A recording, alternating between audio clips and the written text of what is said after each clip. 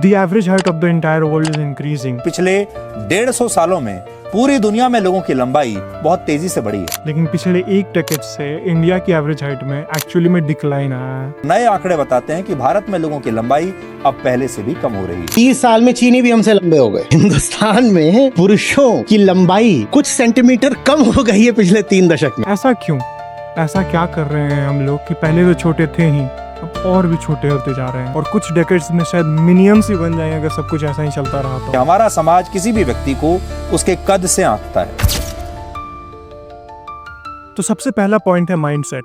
बाहर के देशों में लोगों को पता है कि प्रोटीन एक बेसिक और एसेंशियल मैक्रोन्यूट्रिएंट है, लेकिन इंडिया में इंडियन पेरेंट्स के सामने तुम नाम ले लो बस प्रोटीन का एक बार, फिर देखना तो इन पाउडर शाउडर में कुछ नहीं रखा, दाल खाओ चावल खाओ, बॉडी अपने आप बन जाएगी। पास्ट में इंडिया में इतने सारे फेमाइन्स आ चुके हैं कि इंडियंस ने अपनी पूरी डाइट को ही सिर्फ सर्वाइवल बेस्ड बना दिया है। हर एक इंडियन मील में मेजॉरिटी में सिर्फ कार्ब्स और कैलोरीज भरी होती है, जिससे कि आपको भर भर के एनर्जी मिले। It's basically all carbs. Like you won't even spot like 7-8 grams of protein in that. It's very low on protein. मजदूरों वाला खाना है ये। एंड इसमें कोई प्रॉब्लम भी नहीं था। जब हमारे पूर्वज फार्मर्स हुआ करते थे, उन्हें एक्चुअली में मैनुअल लेबर वाला काम करना पड़ता था। टाइम के साथ साथ सबका लाइफस्टाइल तो चेंज हो गया, सबके जॉब्स चेंज हो गए, लेकिन फूड अभी भी वही है। अब सेडेंटरी लाइफस्टाइल के साथ मजदूरों वाला खाना, क्या रिजल्ट एक्सपेक्ट करोगे?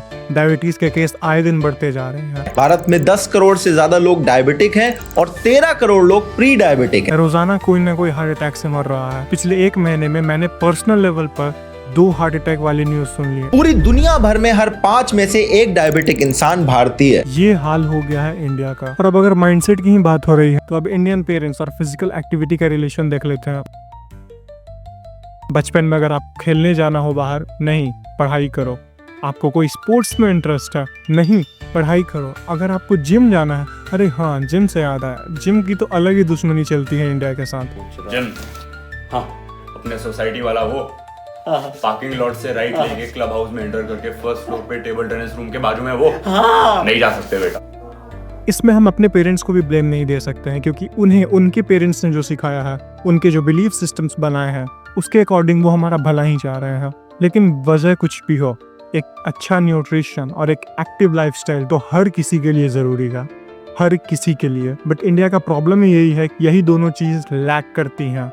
जब से पैदा होते हैं तब से लेकर के मरने तक वही बेसिक खाना, वही प्रोटीन लैकिंग डाइट, वही माइंडसेट, और उसके ऊपर से ये कंपनीज और बिजनेसमैन तो बैठे हुए हैं हमें भर भर के शुगर और केमिकल्स खिलाने के लिए।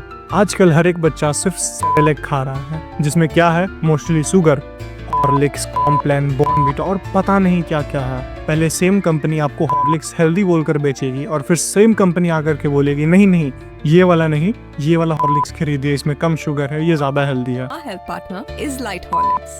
Zero added sugar, high protein, active life. Hypocrisy की भी सीमा होती है। ये क्या बात हुई? And the worst part of all is कि इंडियन पेरेंट्स इतने डम हैं कि ये सारी चीजें खुद अपने बच्चे को ला करके देंगे। और अगर गलती से प्रोटीन की बात कर लो तो सिगरेट पीने वाले और खैनी खाने वाले अंकल ला करके आपको एडवाइस देंगे कि नहीं नहीं, इससे किडनी खराब हो जाती है, हार्ट अटैक आता है और पता नहीं क्या क्या। और बात सिंपल सी है कि ऐसे पुअर कंडीशंस में कभी भी आपके जीन्स डेवलप कर ही नहीं सकते, उन्हें इवॉल्व करने का मौका ही नहीं मिलेगा। जनरेशन आफ्टर जनरेशन वो डिग्रेड ही करेंगे, जो कि अभी करेंटली हो रहा है इंडिया में। लास्ट एक डेकेड में हाइट घटी है क्योंकि लोगों की लाइफस्टाइल और बेकार हो चुकी है। और इसका एक ही सिंपल सा उपाय है कि ये conservative mindset and unnecessary believes को छोड़ करके आगे बढ़े हैं। एंड आई पर्सनली बिलीव कि हमारे पेरेंट्स वाली जनरेशन लास्ट जनरेशन है जो कि न्यूट्रिशन और फिजिकल एक्टिविटी को ज्यादा इंपॉर्टेंस नहीं देती, क्योंकि जेनजी जो है वो ऑलरेडी अवेयर हो रहे हैं इसके बारे में। एंड एक जनरेशन बाद शायद सब ठीक हो जाएगा, एंड आई होप कि ठीक हो जाए। अगर आपको हाइट से रिलेटेड और जानकारी चाहिए और अगर आपको जानना है कि अपनी हाइट को और कैसे बढ़ा सकते हैं, अगर आप टीनेजर हो तो भी, अगर आपकी प्यूबर्टी जा चुकी है फिर भी, तो इस वीडियो को जरूर देख लेना। इस वीडियो में सब कुछ मैंने डिटेल में बतलाया है। And that's all for this video. Thanks for watching. I love you all. Bye.